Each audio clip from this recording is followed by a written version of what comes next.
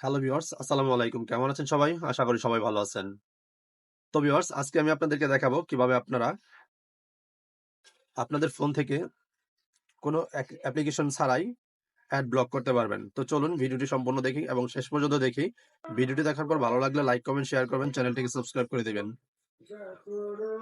So hello বন্ধুরা, চলে আসলাম আবার মোবাইল স্ক্রিনে। তো এখান থেকে আপনারা সরাসরি সেটিংস নামে অপশনটিতে ক্লিক করবেন। ক্লিক করার পর এখান থেকে দেখবেন একটু স্ক্রল করলে নিচে মোর কানেকশন নামে একটা অপশন চলে আসছে। তো এইখানে আপনারা ক্লিক করে নেবেন।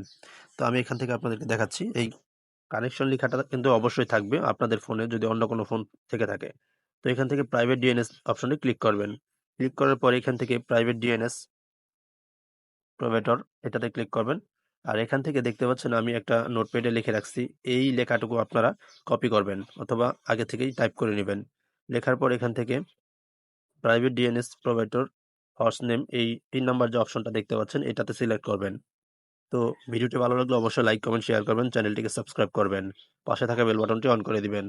তো যে লেখাটা আমরা কপি করছি সেই লেখাটা কিন্তু এই যে ৩ নাম্বার অপশনটা সিলেক্ট করার সাথে সাথে এখানে একটা বক্স চলে আসবে।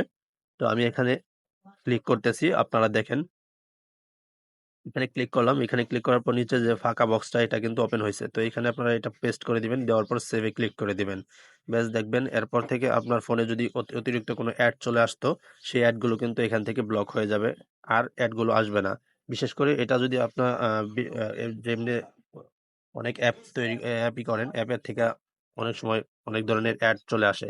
তো বিশেষ করে ইউটিউবের ক্ষেত্রে কিন্তু এর অ্যাডগুলো ব্লক হবে না, সেইগুলো একটু আলাদা সিস্টেম। ফেসবুক এবং ইউটিউবের অ্যাডগুলো কিন্তু চলবে। অন্য অন্য যে অ্যাডগুলো আসতো সেই অ্যাডগুলো কিন্তু অতিরিক্ত অ্যাড, যে আমরা ক্রোম ব্রাউজার থেকে বা বিভিন্ন ওয়েবসাইটে গেলে যে অ্যাডগুলো আসে সেই অ্যাডগুলো কিন্তু এখান থেকে ব্লক করে রাখবে। ভিডিওটি ভালো লাগলে লাইক, কমেন্ট, শেয়ার করবেন, চ্যানেলটি সাবস্ক্রাইব